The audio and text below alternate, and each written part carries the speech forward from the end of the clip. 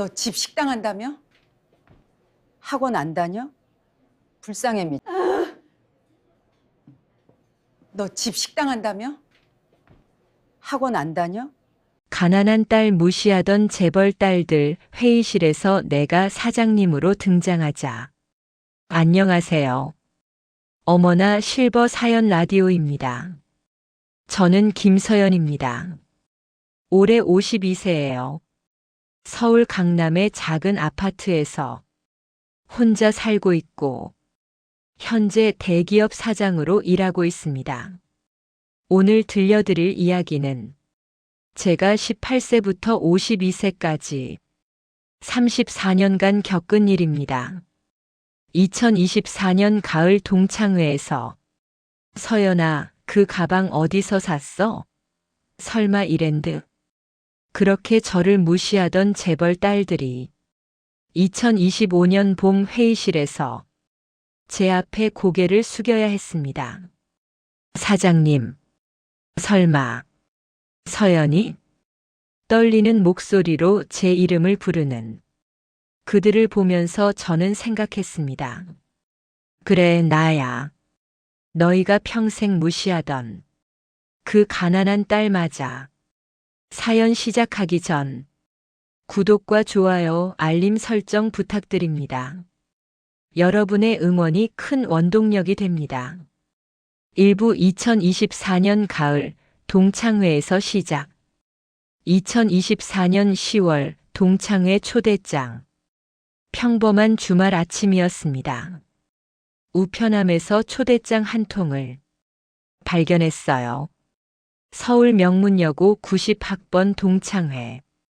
2024년 11월 16일 토요일 오후 6시 청담동 레스토랑. 발신인은 박지수였습니다. 고등학교 때 가장 저를 괴롭혔던 재벌 딸. 하지만 30년이 지났고 저는 이제 달라졌다고 생각했어요. 가볼까? 궁금하기도 하고 고민 끝에 참석 결정. 일주일 동안 고민했습니다. 옷장을 열어봤어요. 평소에는 회사에서 정장만 입었고 명품은 별로 없었지만 괜찮은 옷들은 있었습니다. 검은색 원피스를 골랐고 구두는 3년 전에 산 페라가모였으며 가방은 명품은 아니었어요. 코치 가방이었는데 50만 원 정도 하는 중간 가격대였고 실용적이고 예뻐서 평소 애용하던 거였습니다. 이 정도면 괜찮겠지. 명품은 아니지만 그렇다고 이상하지도 않고 동창회 당일 2024년 11월 16일 토요일이었습니다. 오후 6시에 맞춰 청담동 레스토랑에 도착했고 입구에는 발레 파킹 직원이 서 있었어요. 고급 외제차들이 줄지어 서 있었고 벤츠, BMW, 포르쉐. 제 차는 5년 된 국산 중형차였습니다. 레스토랑 안으로 들어가니 샹들리에가 반짝이고 대리석 바닥이 빛났으며 창밖으로는 한강 야경이 보였어요. 프라이빗 룸으로 안내받았습니다.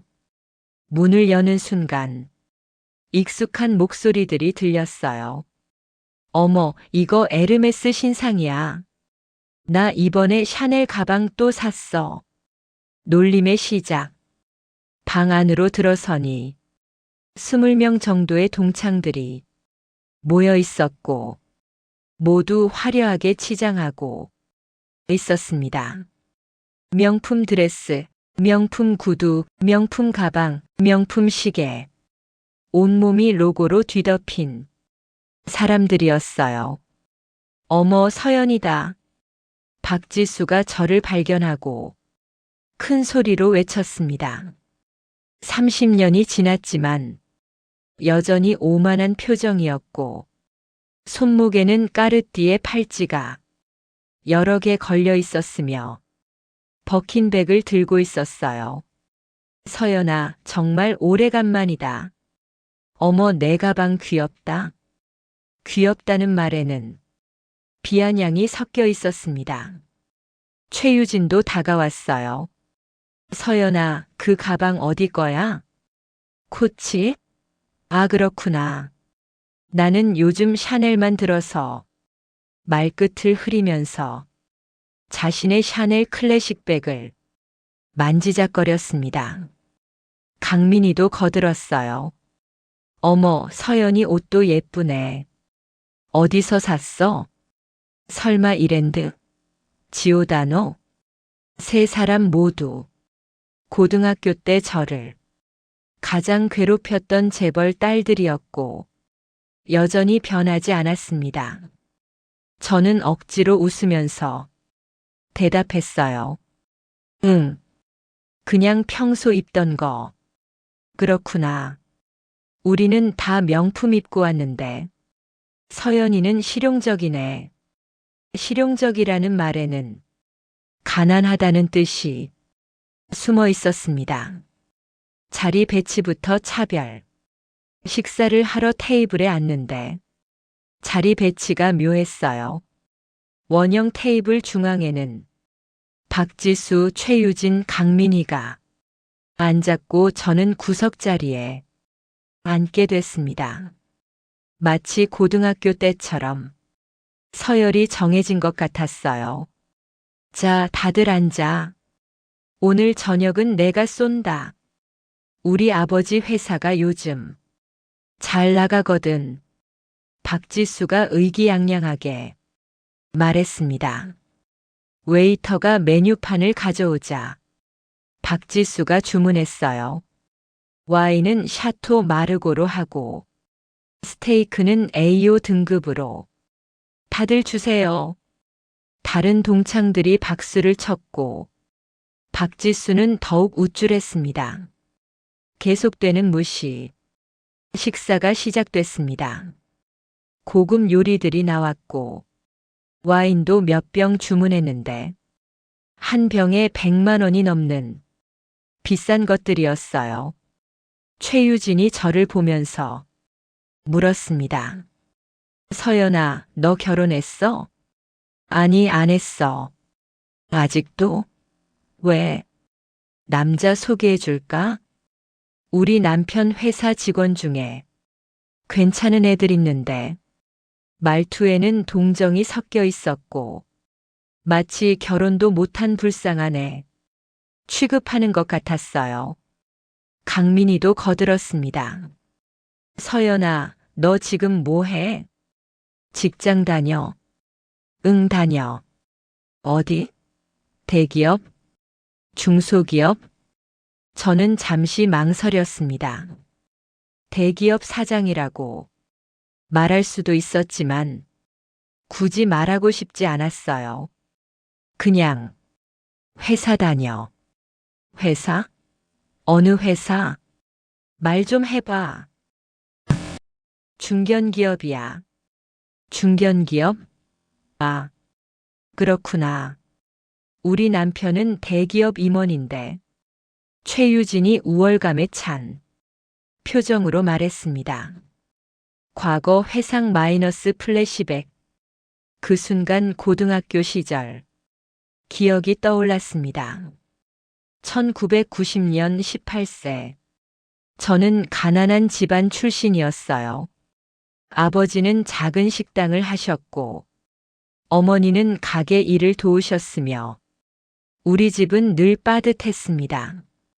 명문여고에 들어갔을 때 장학금을 받아서 갔는데 주변 친구들은 모두 재벌딸, 의사딸, 변호사딸. 저만 유일하게 서민이었어요.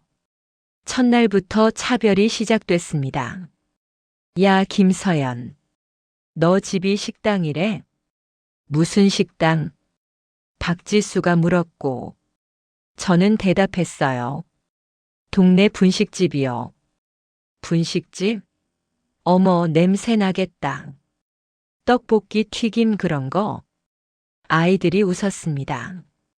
점심시간에는 더 심했어요. 친구들은 모두 학교 앞 비싼 레스토랑에서 먹었지만 저는 집에서 싼 도시락을 싸왔습니다.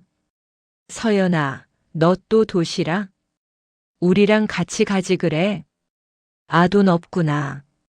최유진이 비웃었고 다른 친구들도 웃었어요. 방과 후에는 더 심했습니다.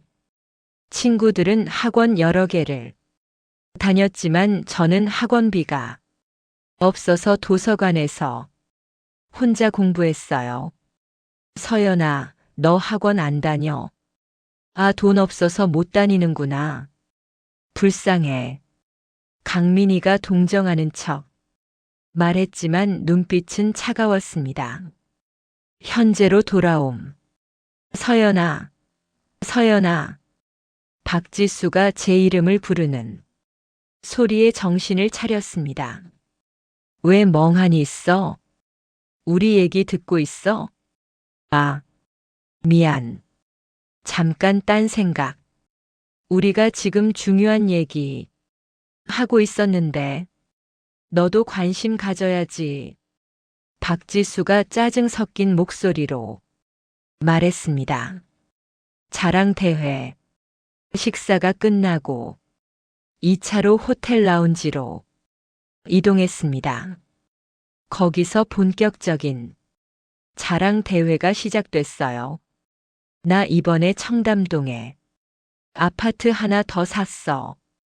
투자용으로 50억짜리. 박지수가 자랑했고 다른 동창들이 박수를 쳤습니다. 나는 애들 유학 보냈어. 미국 보딩스쿨. 학비만 1억씩 나가는데 뭐 어쩌겠어? 애들 교육비는 아끼면 안 되지. 최유진도 자랑했어요. 나는 이번에 남편이랑 유럽 여행 다녀왔어. 한 달 동안 1등석 타고 5성급 호텔만 묵고 왔지. 강민이도 거들었습니다.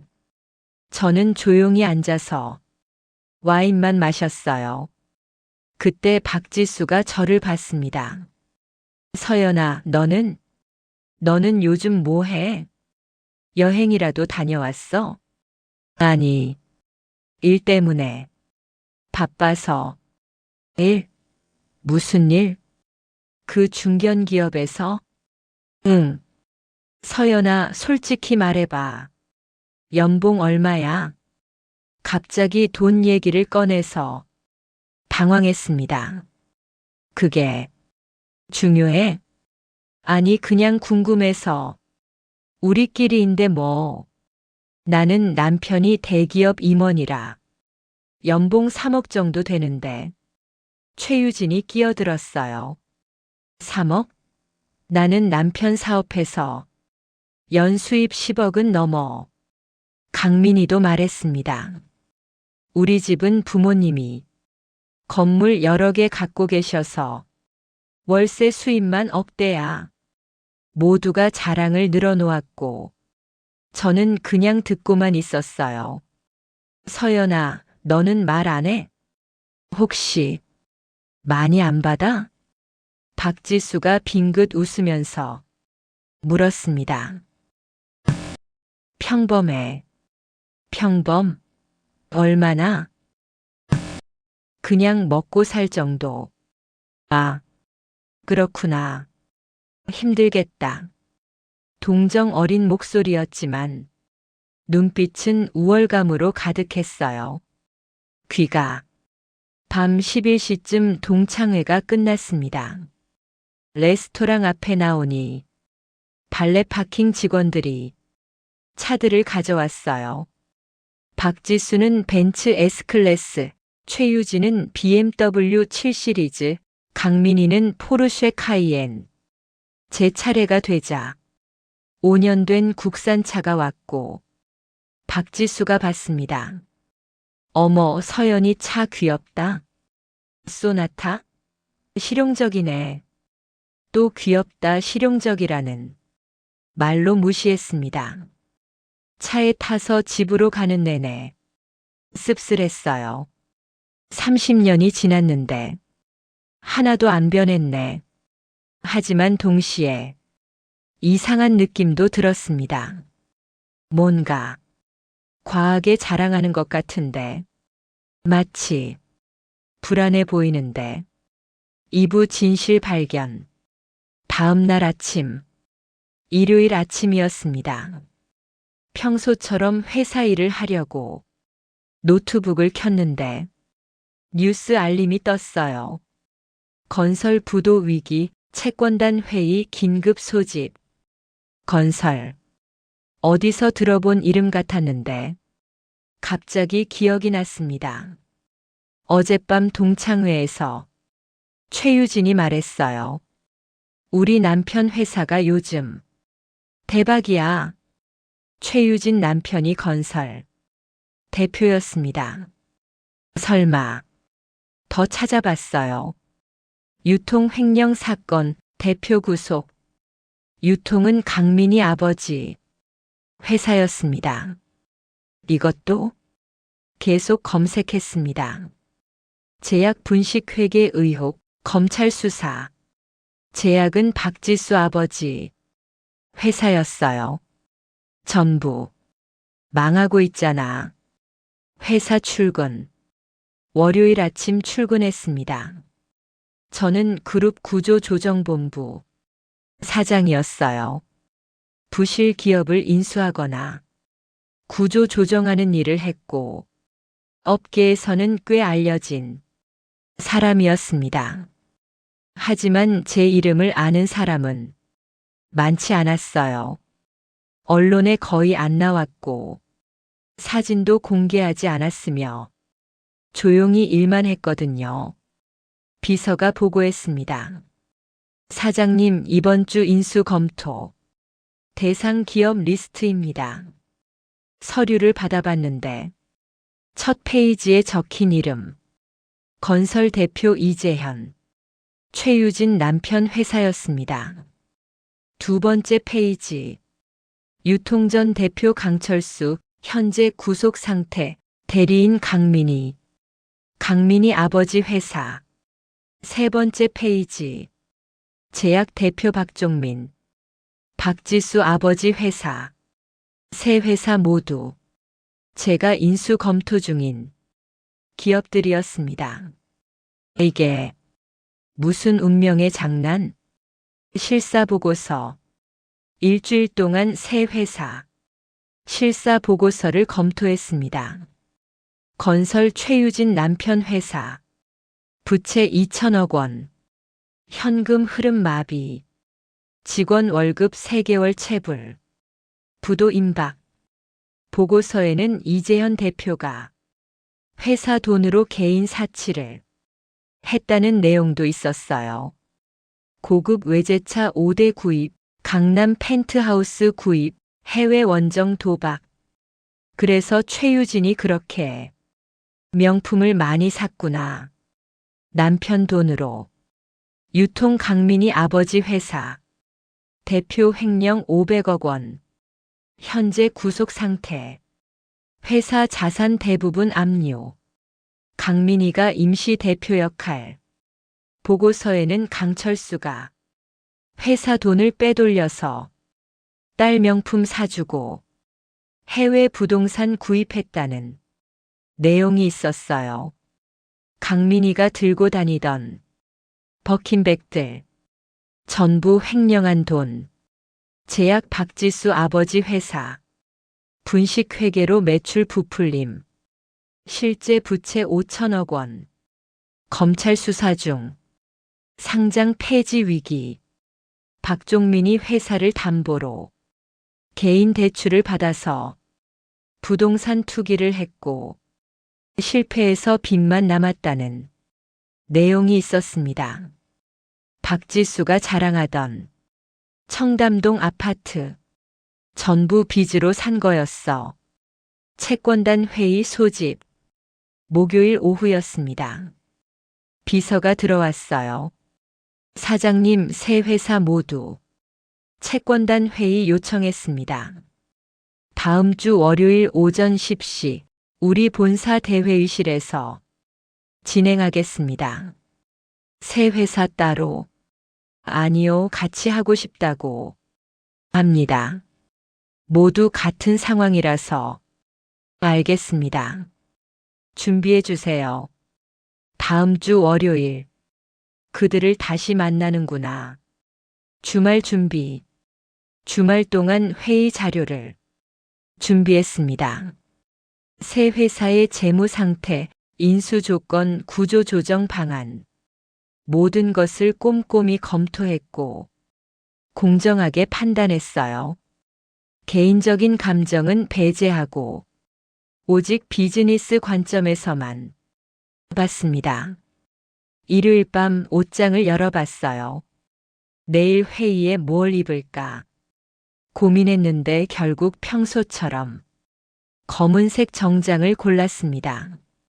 명품은 아니었지만 단정하고 프로페셔널한 옷이었어요. 거울을 보면서 생각했습니다. 내일 어떻게 될까? 그들이 날 알아볼까? 3부 회의실에서의 반전. 2025년 3월 채권단 회의 당일. 월요일 아침 9시에 출근했습니다. 대회의실에는 이미 준비가 되어 있었고 긴 테이블 양쪽에 의자들이 놓여 있었으며 프로젝터가 설치되어 있었어요. 상석에는 그룹 구조조정본부 김서연 사장 명패가 놓여 있었습니다. 9시 50분쯤 방문객들이 도착하기 시작했어요. 비서가 안내했습니다. 건설 관계자분들 이쪽으로 앉으세요. 복도에서 목소리가 들렸습니다. 제발 우리 회사 살려주세요. 최유진 목소리였어요. 유통 관계자분들도 이쪽으로.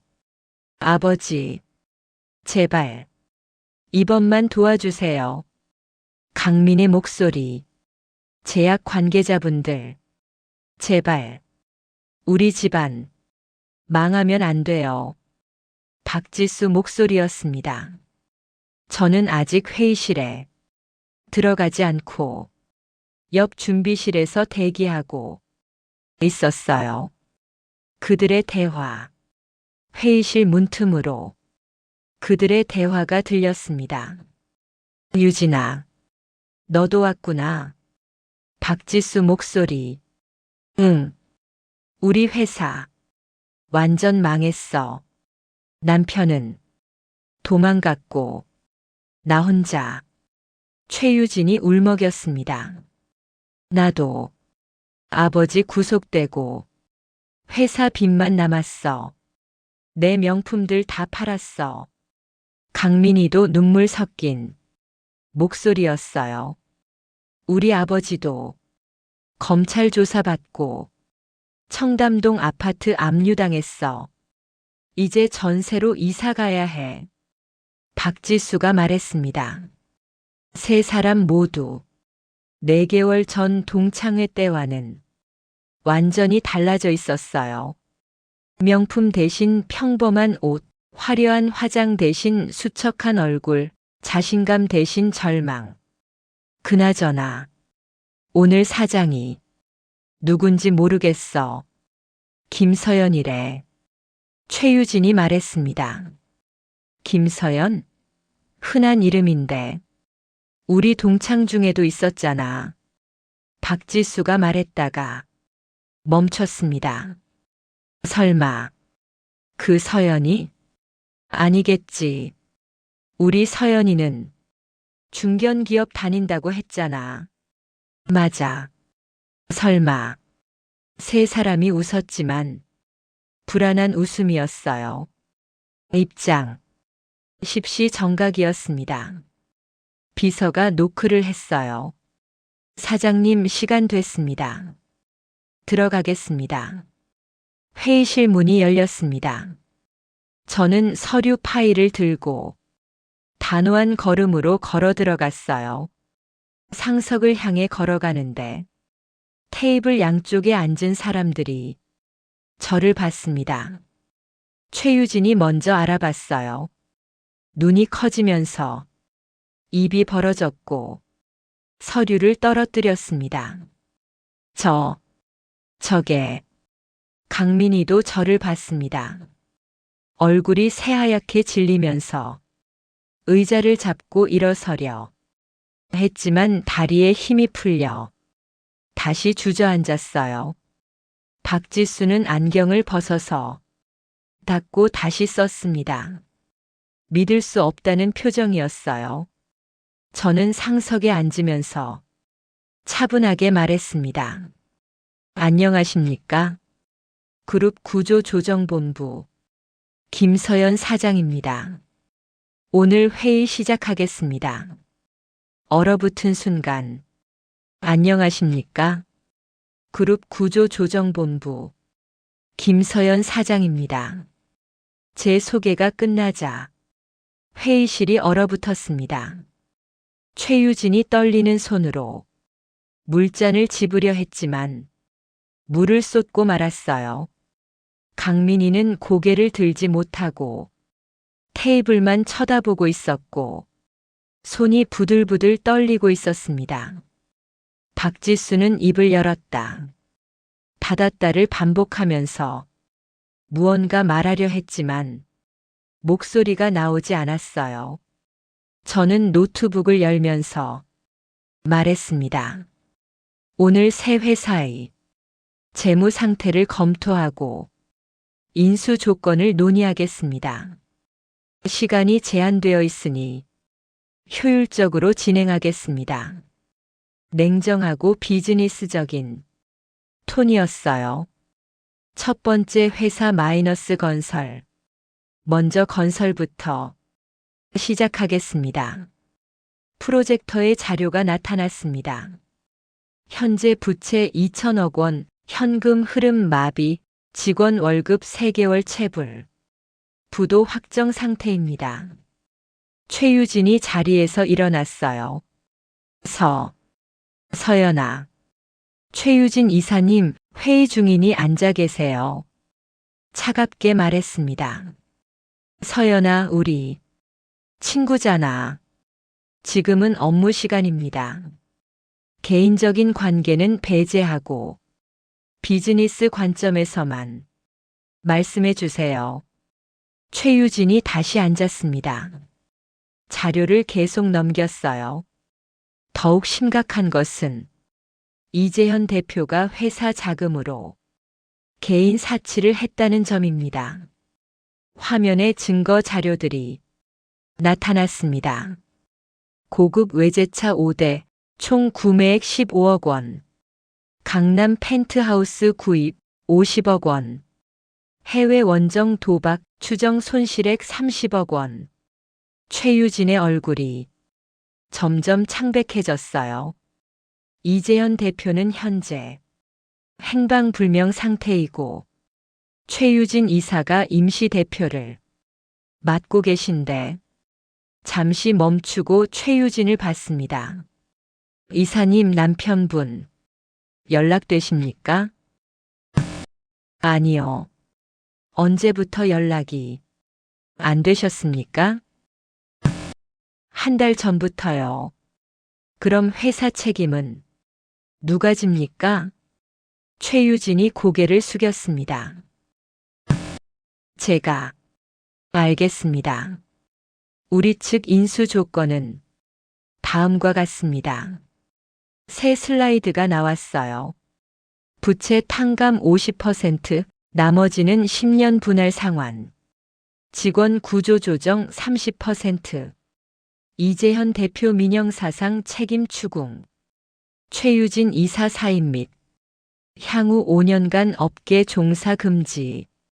최유진이 눈물을 글썽였습니다. 서연아. 제발. 이사님, 이것이 최선의 조건입니다. 우리가 인수하지 않으면 회사는 일주일 내에 부도나고 직원 200명 전부 일자리를 잃습니다. 냉정했지만 사실이었어요. 두 번째 회사 마이너스 유통. 다음 유통입니다. 화면이 바뀌었습니다. 전 대표 강철수 씨, 횡령 혐의로 현재 구속. 횡령액 500억 원. 회사 자산 대부분 압류. 강민희 이사가 임시 대표. 강민희가 떨리는 목소리로 말했어요. 서연아, 저는 그녀를 똑바로 봤습니다. 강민희 이사님, 아버님 면회 다녀오셨습니까? 응. 아버님께서 횡령한 돈 어디에 쓰셨는지 아십니까? 강민희가 대답하지 못했습니다. 자료를 넘겼어요. 횡령한 500억 원 중 200억 원은 해외 부동산 구입, 100억 원은 명품 구매, 50억 원은 고급 자동차, 나머지는 사치 생활. 화면에 증거 사진들이 나타났습니다. 강민희가 들고 다니던 버킨백 여러 개, 에르메스 매장 영수증, 해외 부동산 계약서. 이 중 일부는 강민희 이사님 명의로 구매된 것들입니다. 강민희가 울기 시작했어요. 서연아, 나 몰랐어. 아버지가 그렇게 한 줄. 나는 정말 이사님 모르셨다고 해도 법적 책임에서 자유로울 수 없습니다. 명품들은 모두 압류되고 경매 처분됩니다. 알아. 우리 측 인수 조건입니다. 부채 전액 탕감 불가, 회사 청산 후 자산 매각, 직원 전원 정리 해고, 강민희 이사 향후 10년간 업계 종사 금지 및 범죄 수익 환수 협조. 강민희가 테이블에 얼굴을 묻었습니다. 세 번째 회사 마이너스 제약. 마지막 제약입니다. 박지수가 제 눈을 피했어요. 분식회계로 매출 부풀림, 실제 부채 5천억 원. 박종민 대표 현재 검찰 조사, 상장 폐지 확정. 박지수 이사가 재무 담당. 화면에 자료가 나타났습니다. 특히 주목할 점은 박종민 대표가 회사를 담보로 개인 대출 3천억 원을 받아 부동산 투기를 했고 실패했다는 점입니다. 박지수가 고개를 들었어요. 서연아, 제발 들어줘. 우리 가족 완전히 망해. 청담동 아파트 압류당했고 아버지 구속될 거야. 박지수 이사님, 그 청담동 아파트도 회사 돈으로 구입한 겁니까? 응. 이사님은 재무 담당으로 이 사실을 알고 계셨습니까? 박지수가 대답하지 못했습니다. 알고 계셨죠? 응. 알았어. 그럼 공범입니다. 냉정하게 말했어요. 우리 측 조건입니다. 회사 청산, 자산 전액 매각, 박종민 박지수 민영사상 책임, 전 재산 몰수 및 배상. 박지수가 울면서 말했어요. 서연아, 우리 친구잖아. 고등학교 때부터 저는 그 말에 처음으로 개인적인 감정을 드러냈습니다. 과거 언급. 친구. 제 목소리가 차갑게 식었어요. 우리가 친구였습니까? 세 사람이 저를 봤습니다. 1990년 고등학교 1학년. 첫날 박지수 씨가 제게 뭐라고 했죠? 박지수가 고개를 숙였습니다. 야, 김서연. 너 집이 식당이래? 무슨 식당? 분식집? 어머, 냄새 나겠다. 그렇게 말했죠. 회의실이 조용해졌어요. 최유진 씨는 점심시간마다 제 도시락을 보면서 서연아, 너 또 도시락? 우리랑 같이 가지 그래? 아, 돈 없구나 했죠. 최유진이 눈물을 닦았습니다. 강민희 씨는 방과 후마다. 서연아, 너 학원 안 다녀? 아, 돈 없어서 못 다니는구나. 불쌍해. 그렇게 동정했죠. 강민희가 울먹였어요. 3년 동안 매일매일 저를 무시하고 조롱하고 차별했던 게 친구입니까? 세 사람 모두 고개를 숙였습니다. 4개월 전 동창회에서도 똑같았죠. 제 가방 보면서 어디서 샀어? 코치? 우리는 샤넬만 들어서 그렇게 비웃었죠. 박지수가 떨리는 목소리로 말했어요. 서연아, 우리 정말 미안해. 그때 우리가 정말 잘못했어. 지금 사과받으려고 이 얘기 꺼낸 게 아닙니다. 제 목소리는 흔들림이 없었어요. 제가 말하고 싶은 건 이겁니다. 여러분은 34년 동안 부모님 돈으로 살았고, 남의 돈으로 명품 사고, 사치하면서 남을 무시했습니다. 세 사람이 아무 말도 못했어요. 하지만 저는 34년 동안 제 힘으로 살았습니다. 장학금 받아서 대학 가고, 야간 알바하면서 공부했고, 대기업 입사해서 15년 동안 밤낮 없이 일했으며, 5년 전 이 자리까지 왔습니다. 잠시 멈추고 세 사람을 봤습니다. 이게 차이입니다. 여러분은 물려받은 돈으로 허세를 부렸고, 저는 번 돈으로 실력을 쌓았습니다. 조건 제시. 하지만 개인적인 감정은 여기까지입니다. 다시 비즈니스 톤으로 돌아왔어요. 제가 제시한 조건들은 공정합니다. 감정이 아니라 재무 분석에 근거한 합리적인 조건입니다. 자료를 정리하면서 말했습니다. 건설은 살릴 수 있습니다. 직원들 70%는 지킬 수 있고 회사도 정상화 가능합니다. 단 경영진 교체가 필수입니다. 최유진을 봤어요. 최유진 이사님, 남편분 소재 파악되면 즉시 고발하십시오. 그래야 이사님이라도 법적 책임에서 일부 벗어날 수 있습니다. 알았어. 유통은 살릴 수 없습니다. 횡령액이 너무 크고 회사 구조 자체가 부실합니다. 청산이 최선입니다. 강민희를 봤어요. 강민희 이사님, 아버님께 범죄 수익 환수에 협조하라고 전하세요. 그래야 직원들이라도 밀린 월급 받을 수 있습니다. 응. 제약도 살릴 수 없습니다. 분식 회계가 5년 이상 지속됐고 신뢰 회복 불가능합니다. 박지수를 봤어요. 박지수 이사님, 아버님과 함께 책임지십시오. 재무 담당으로 알고 계셨으니 공범입니다. 자수하면 형량이라도 줄어듭니다. 알았어. 마지막 말. 회의를 마무리하려는데 박지수가 다시 말했어요. 서연아. 네, 이사님. 우리 진짜 미안해. 고등학교 때부터 지금까지 우리가 정말 쓰레기였어. 최유진도 울면서 말했습니다. 서연아, 너는 정말 대단해.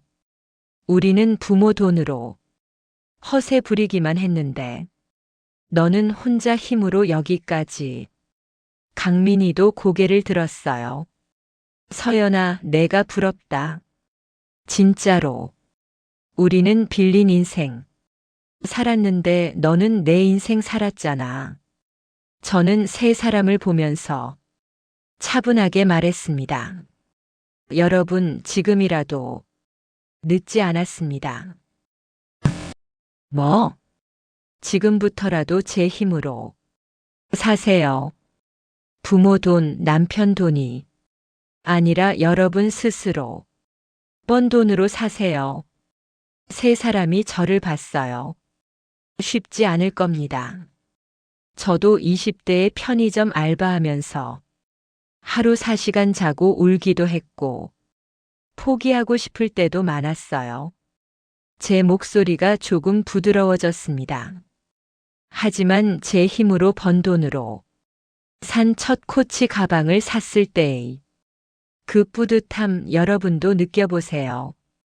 그게 진짜 행복입니다. 박지수가 눈물을 닦으면서 물었어요. 서연아, 4개월 전 동창회 때 너 들고 온 코치 가방. 그게 내가 처음 번 돈으로 산 거였어? 아니요, 5번째예요.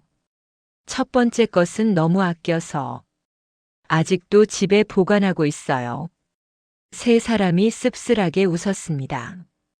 우리는 버킨백 10개 가져도 행복하지 않았는데 그게 차이예요. 벌지 않은 돈으로 산 명품은 허세일 뿐이고 번 돈으로 산 중저가 제품이 진짜 가치거든요. 회의 종료. 오늘 회의는 여기까지 하겠습니다. 서류를 정리하면서 말했어요. 각 회사별 최종 계약서는 이번 주 금요일까지 보내드리고 다음 주부터 실행에 들어갑니다. 세 사람이 일어났습니다. 문 앞까지 걸어가는데 박지수가 돌아서서 말했어요. 서연아. 네. 고마워. 뭐가요? 우리한테. 차라리 잘 됐어. 이제라도 정신 차릴 수 있게. 최유진과 강민희도 고개를 끄덕였어요. 그리고 축하해.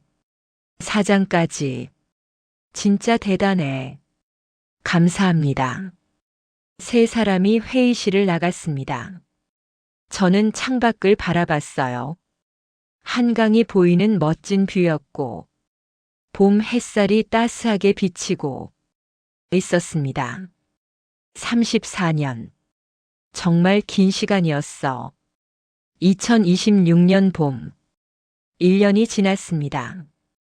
건설은 성공적으로 구조 조정을 마쳤고 직원 150명이 일자리를 지켰으며 회사는 정상화됐어요. 최유진은 회사를 떠나 작은 카페를 시작했습니다. 유통은 청산됐고 강민희 아버지는 징역 7년을 선고받았습니다.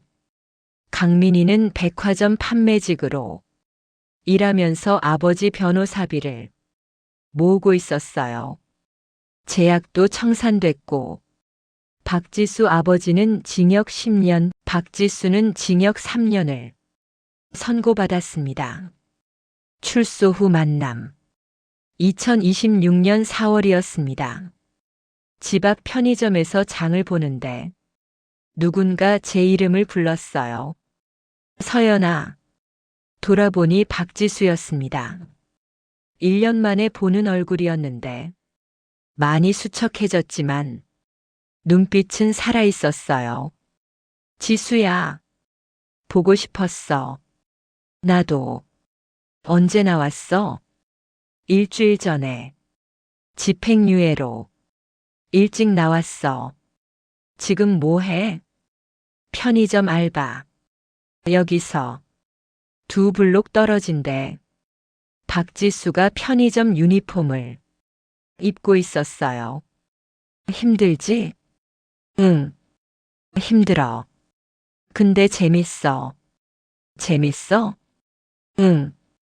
내 돈으로 처음 김밥 샀을 때 진짜. 그때 내 말 이해했어. 박지수가 웃었습니다. 첫 월급 180만 원 받았어.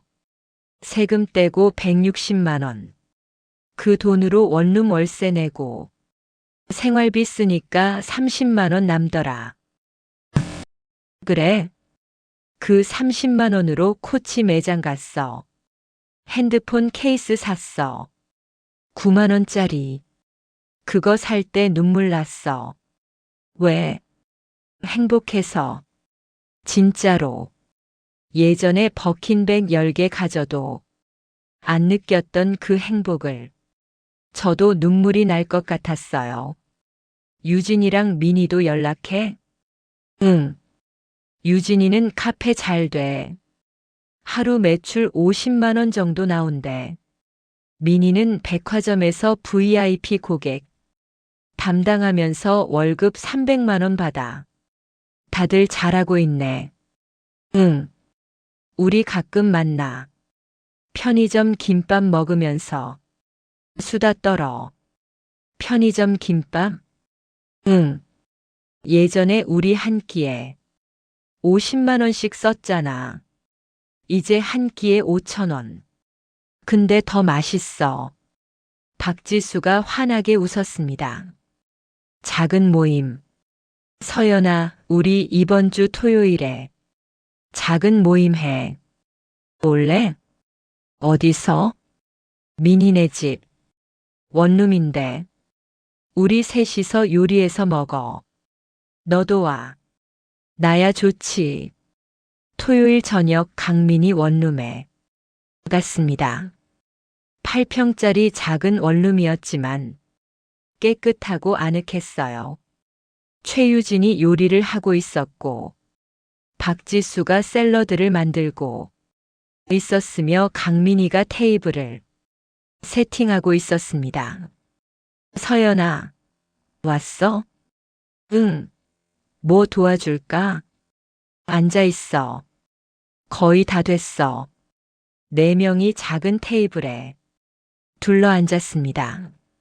메뉴는 파스타, 샐러드, 와인. 와인은 마트에서 산 10,000원짜리였지만 분위기는 어느 고급 레스토랑보다 좋았어요.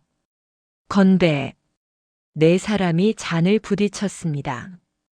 서연아, 고마워. 박지수가 말했어요. 뭐가? 1년 전에 우리한테 그렇게 말해줘서 지금이라도 늦지 않았다고. 최유진도 고개를 끄덕였습니다. 맞아. 그 말 듣고 정말 달라졌어. 처음엔 내가 뭘 할 수 있을까 생각했는데 강민희가 말을 이었어요. 근데 해보니까 되더라. 물론 힘들어. 백화점에서 하루 종일 서 있으면 다리 아프고 손님들한테 이것 좀 보여주세요. 저것 좀 보여주세요 하면 짜증도 나고. 근데 월급날 되면 행복해. 내 돈이잖아. 내가 번 거. 박지수가 와인을 한 모금 마시고 말했어요. 서연아, 너 알아? 편의점 알바하면서 처음으로 느꼈어. 진짜 행복이 뭔지. 응? 돈 많이 버는 게 행복이 아니더라. 내가 번 돈으로 내가 사고 싶은 거 사고 내가 먹고 싶은 거 먹는 게 행복이더라. 최유진도 동의했어요. 맞아. 나 카페에서 하루 매출 50만 원 나오는데 거기서 재료비 빼고 월세 내고 하면 내 손에 남는 건 100만 원. 근데 그 100만 원이 예전에 남편한테 받던 용돈 1,000만 원보다 훨씬 값지더라. 진심 어린 대화. 강민희가 조심스럽게 물었어요. 서연아, 너 우리 미워? 뭐? 고등학교 때. 그리고 동창회 때. 우리가 너한테 정말 못됐잖아. 저는 잠시 생각하다가 솔직하게 대답했어요. 예전엔 미웠어. 세 사람이 고개를 숙였습니다. 근데 이제는 안 미워. 진짜? 응. 오히려 고마워. 우리한테 고마워? 응. 너희가 나를 무시해서 더 열심히 살게 됐거든. 저 애들한테 지면 안 돼.